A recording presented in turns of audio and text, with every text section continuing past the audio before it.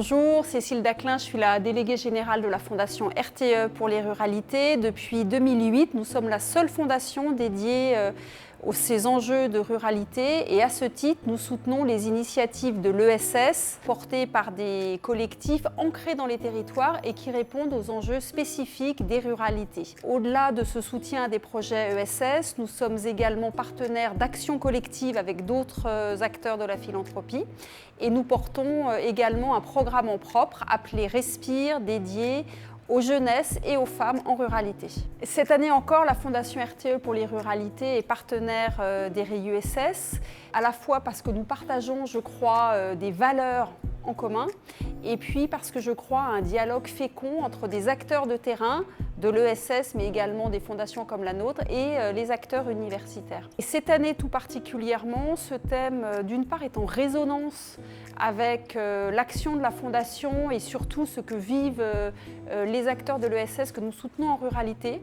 Et puis je crois plus fondamentalement qu'aujourd'hui, à l'heure où il y a beaucoup de menaces sur l'économie sociale et solidaire, notamment avec des baisses de subventions, il est d'autant plus important de faire alliance pour soutenir des événements comme les RIUSS.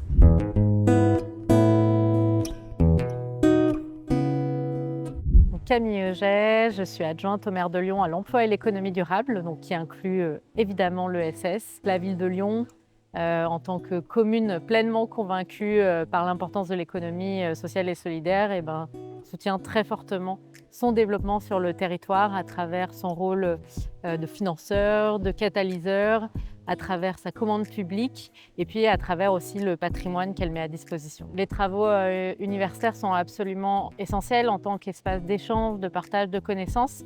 Et à ce titre, la ville de Lyon est fière d'être un soutien historique de la chaire ESS de l'Université Lyon 2, dont la première conférence a d'ailleurs lieu traditionnellement ici à l'Hôtel de Ville. Le thème de l'ESS au travail résonne particulièrement avec l'actualité. Et à ce titre, je crois que l'ESS a beaucoup de réponses à apporter à travers bien sûr ses valeurs et ses fondamentaux, mais aussi les initiatives qui naissent sur le territoire. Un exemple très concret, c'est Territoire zéro chômeur qui va être au programme des ateliers et on est d'ailleurs fiers d'en compter un à Lyon sur notre territoire. Et je vous souhaite de fructueux et de riches échanges lors de ces rencontres interuniversitaires.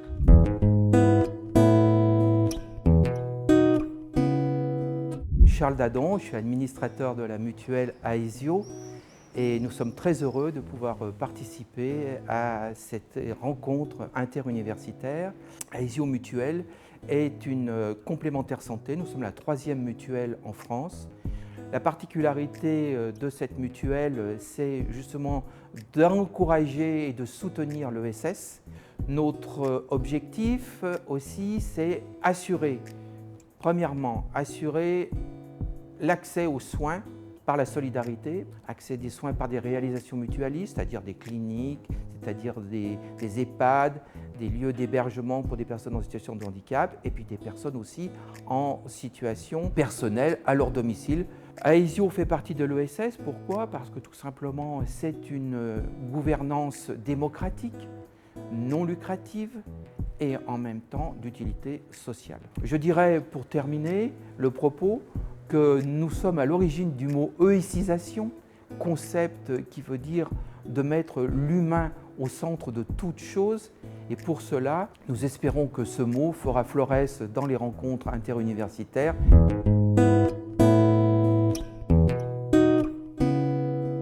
Je m'appelle Laurence Moret, je suis la secrétaire générale de la Fondation Crédit Coopératif. C'est une fondation d'entreprise qui existe depuis 40 ans et qui a pour mission sur ces 40 ans de promouvoir l'ESS et de l'accompagner dans ses développements. Le RIUSS fait partie de ces grands axes puisque sous cette idée de transformer les acteurs de l'ESS pour une transition juste, il y a notamment la relève générationnelle, puisqu'il faut attirer des jeunes vers l'ESS pour leur donner envie de donner du sens à leur emploi, mais aussi promouvoir des jeunes au sein des structures de l'ESS, aussi bien en tant que collaborateurs que gouvernance ou que bénévoles. Et puis, on a 2 autres axes qui sont agir collectivement, plus particulièrement en promouvant des méthodes d'éducation populaire et partager la connaissance des chercheurs en ESS pour que cette connaissance soit utile à toutes les structures de l'ESS en la transformant en outils méthodologiques, en vulgarisant ou autre. Et c'est pour ça qu'on a une appétence vraiment pour la conférence sur les nouvelles générations et le travail dans l'ESS qui aura lieu le 27 mai et aussi l'atelier sur les réseaux de coopératives étudiantes puisque ce sera vraiment l'occasion d'échanger avec des jeunes et de voir quelle est leur appétence pour l'ESS mais aussi qu'est-ce qu'ils attendent de l'ESS. Je suis impatiente d'être au RIUSS 2025. Je suis sûre que ce sera des moments extrêmement riches.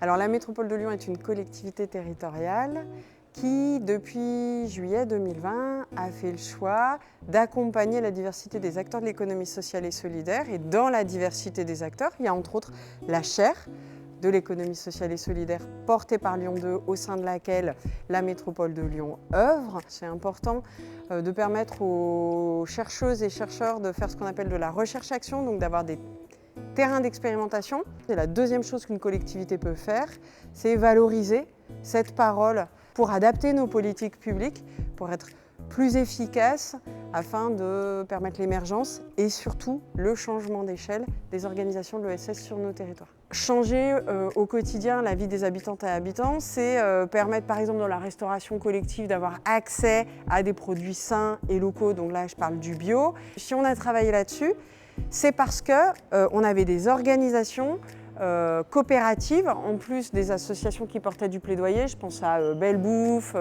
je pense à VRAC, qui ont dit c'est possible et on peut structurer quelque chose. Là, le quelque chose, c'est avec BioApro. Ça montre que le thème qui est retenu dans ces rencontres interuniversitaires de l'ESS, en fait, ça fait complètement écho à la posture en fait, de l'élu local qui a aussi un cheminement politique personnel et qui a su faire dialoguer en fait, ces acteurs pour prototyper et massifier une solution en politique publique.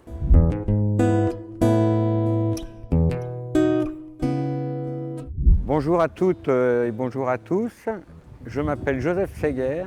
Je suis délégué de sociétaire depuis l'année 2005. Je représente donc les sociétaires à la Massif et je siège dans deux commissions, la commission ESS, Économie sociale et solidaire, et la commission FAS, Fonds d'action sociale. La Massif est un acteur majeur de l'économie sociale et solidaire. Elle fête aujourd'hui ses 65 ans auprès de ses 6 millions de sociétaires. La Massif a une gouvernance atypique puisqu'elle est représentée par ses délégués, une voix égale un vote. Les bénéfices que la Massif peut générer à travers toutes les cotisations sont réinvestis dans la société auprès de ces 6 millions de sociétaires et auprès des salariés. Le thème de l'ESS au travail est un thème majeur pour les mutuelles et notamment pour la Massif. Ce sujet prend tout son sens et interroge sur les rapports au travail et ses promesses, ses tensions et ses innovations. Pour nous, c'est vraiment une évidence de soutenir les RIUSS 2025.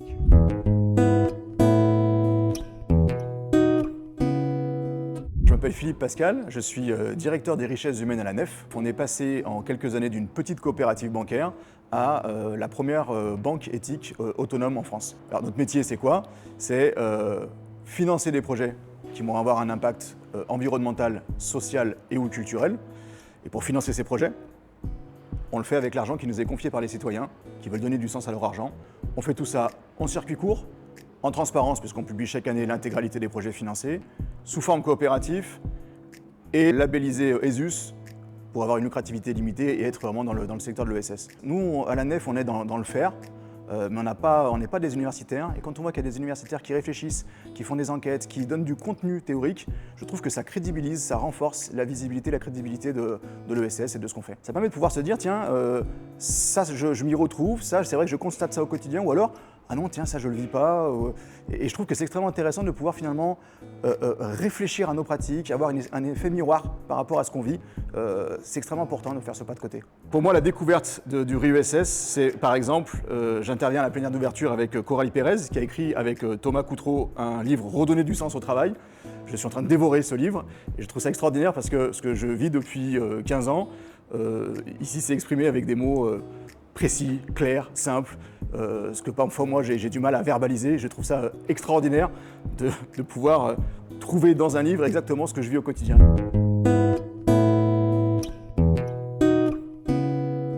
Je m'appelle Frédéric Villeray, je suis responsable des partenariats et coopérations chez Hubcop, certainement une des plus anciennes et une des plus importantes SCOP en France, qui a démarré en 1964. C'est une entreprise qui a été créée par des militants syndicaux. C'est important pour nous aussi de soutenir toutes les sensibilités de l'ESS parce que c'est une grande famille composée de différentes sensibilités. Dans les thématiques, il y a la notion de résistance. Le modèle en tout cas qui est plus imposé à la société, c'est plus le modèle capitalistique. Et c'est vrai que l'ESS doit lutter en permanence pour exister et pour faire valoir ses qualités. Le travail que l'ESS mène de son côté en termes d'acculturation, donc il faut se faire une place. On est un peu contraint toujours de prouver que l'ESS ça fonctionne et qu'elle a des qualités. Travailler dans l'ESS, c'est être militant, passif, il faut être militant, il faut toujours se battre pour quelque chose.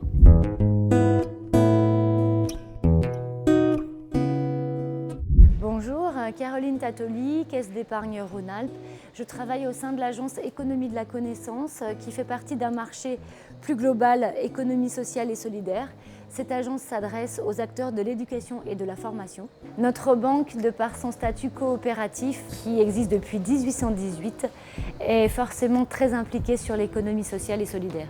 Nous avons décidé de soutenir les RIESS d'abord parce que nous sommes mécènes de la Fondation Université Lyon 2, ensuite parce qu'elle rappelle les fondamentaux, les 17 objectifs de développement durable de l'ONU, la loi Hamon 2014 qui rappelle le cadre juridique. Ce thème évoque beaucoup de sujets pour nous. D'abord, nous sommes une banque coopérative qui existe depuis 1818, qui a dans son ADN l'épargne financière, la volonté d'être utile, etc.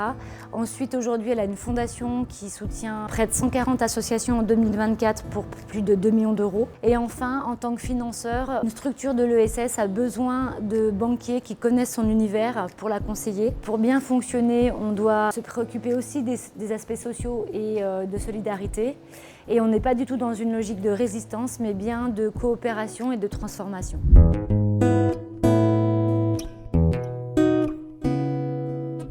Je suis Fabrice Roy, je travaille à l'Institut français du monde associatif. L'Institut français du monde associatif, IFMA, vise à renforcer la connaissance des associations et sur les associations agissant comme un pont entre les chercheurs et les acteurs associatifs. L'Institut qualifie les besoins de connaissances en partant des besoins concrets du terrain et en consultant les chercheurs. L'Institut mobilise de nouveaux travaux de recherche en phase avec les enjeux et favorise la construction de savoirs utiles à la fois à l'action et à la compréhension des transformations sociales. Enfin, nous diffusons la connaissance au plus grand nombre en facilitant l'accès aux résultats de recherche, en outillant les dirigeants associatifs le plus souvent à travers des recherches participatives. Le trait commun de ces actions est d'organiser un dialogue entre le monde associatif et le monde de la recherche au bénéfice des associations et notamment pour une reconnaissance de leur rôle dans la société. L'IFMA est partenaire des rencontres du RESS depuis 5 ans et cela marque notre attachement à cet espace d'interconnaissance, de dialogue des chercheurs qui travaillent dans l'économie sociale et solidaire et les besoins de connaissances. L'IFMA a identifié des besoins et mobilisé la recherche sur des thématiques comme la gouvernance démocratique, la valeur sociétale, la contribution au territoire, la transition écologique, comme autant d'apports des associations à la transformation de la société, à l'intérêt général et aux politiques publiques.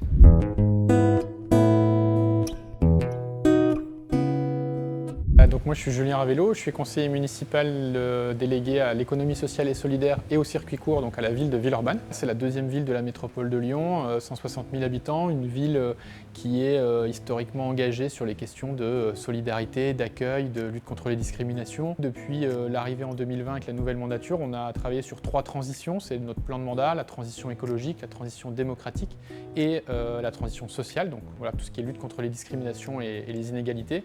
Et ça résonne pas mal avec le secteur de l'ESS qui porte souvent ces trois transitions. C'est important aussi justement de faire le lien avec le monde de l'université et de la recherche, qu'on ne faisait pas forcément, notamment pour prendre un peu de recul, parce qu'on est peut-être parfois un peu trop dans l'action, et c'est bien aussi de prendre un petit peu de recul sur les sujets de ESS. Et c'est en ça que le partenariat avec la chaire est intéressant, et notamment ces rencontres interuniversitaires, où on a la chance qu'elles se passent sur la métropole de Lyon et à Villeurbanne cette année. Donc voilà, ça paraissait naturel pour la ville de soutenir ces rencontres. Dans la thématique qui est abordée, on parle de résistance, de transformation, d'émancipation. C'est aussi des thèmes qui me parlent beaucoup en tant qu'élu, puisque on est dans un moment, en tout cas un monde où le secteur de l'ESS est attaqué, le secteur associatif l'est aussi, où finalement l'ensemble des marqueurs de solidarité, de réponse aux besoins vitaux des habitants sont aussi attaqués. Et donc je pense que c'est important dans le moment actuel de soutenir toutes les initiatives qui permettent de lutter contre ce fatalisme un petit peu ambiant et d'essayer d'avoir un avenir un peu plus désirable et vivable.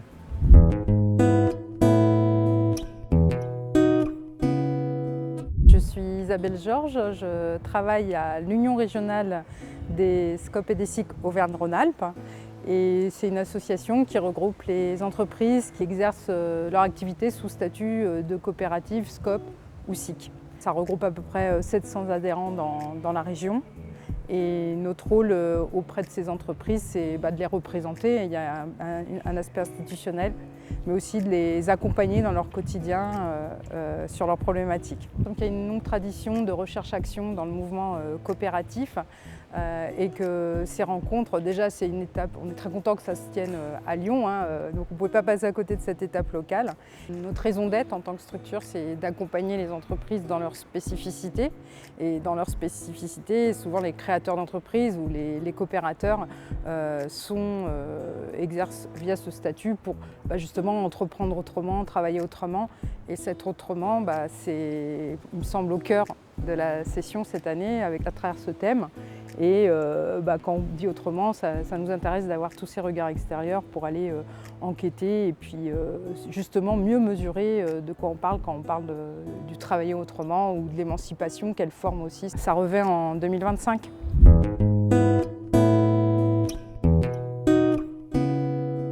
Bonjour à tous, je m'appelle Philippe Miclot, je suis délégué général fonction publique à la CASDEN Banque Populaire. C'est la banque coopérative qui s'adresse à l'ensemble des agents de la fonction publique territoriale, hospitalière et de l'État. Alors la CASDEN est partenaire de plusieurs chaires ESS dans les universités en France.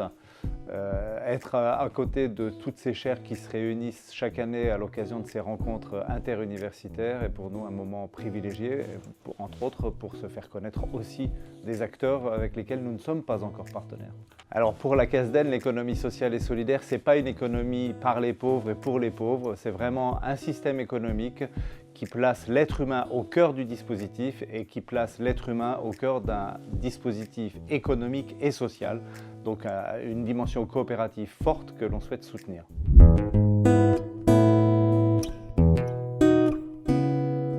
Je m'appelle Raphaël Bichot, je représente la Caisse des dépôts et plus particulièrement la Banque des territoires qui a pour mission de conseiller, de financer, d'opérer et de sécuriser des actions sur le territoire, notamment celles des collectivités locales, notamment pour ce qui nous concerne aujourd'hui sur l'axe de la cohésion sociale et territoriale.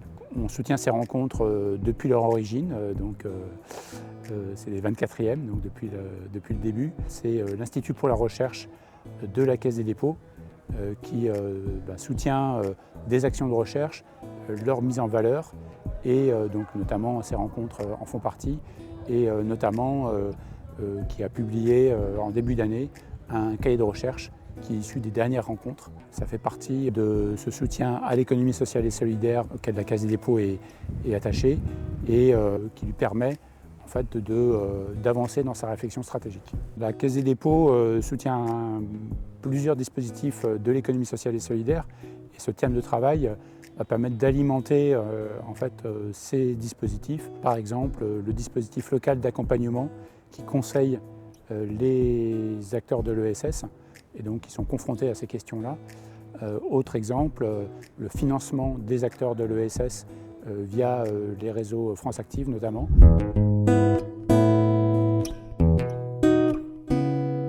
Bonjour, Violaine Leborgne, je suis co-directrice à la CRES Auvergne-Rhône-Alpes, donc la Chambre régionale d'économie sociale et solidaire. On est une association qui a 3 principales missions. D'une part, fédérer, porter la voix des structures de l'économie sociale et solidaire. Une mission de mettre en réseau les acteurs de l'économie sociale et solidaire et de les décloisonner par rapport au reste de l'économie.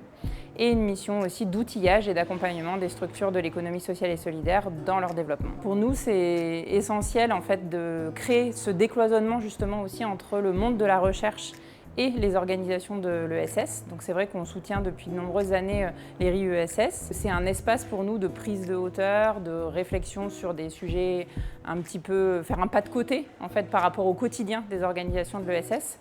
C'est vrai que le sujet du travail, il est fondamental dans nos organisations, déjà pour la question de l'engagement au travail. Aujourd'hui, quand on regarde les enquêtes, il y a à peu près 3 jeunes sur 4 qui disent vouloir avoir un métier qui est en cohérence avec leurs valeurs, aussi un métier qui fait sens par rapport aux besoins de la société. Et donc l'économie sociale et solidaire essaye de se positionner aussi par rapport à ça. À titre d'exemple aussi, on a souhaité rejoindre une réflexion qui a été impulsée par Lyon 2 sur la question des pratiques RH dans les petites organisations de l'ESS, qui était un groupe d'échange entre pairs qui a été lancé l'année dernière et dans lequel, effectivement, à la fois en tant que CRES, mais aussi en tant qu'organisation qui fédère une diversité de petites structures de l'ESS, on s'est particulièrement retrouvés dans ce sujet.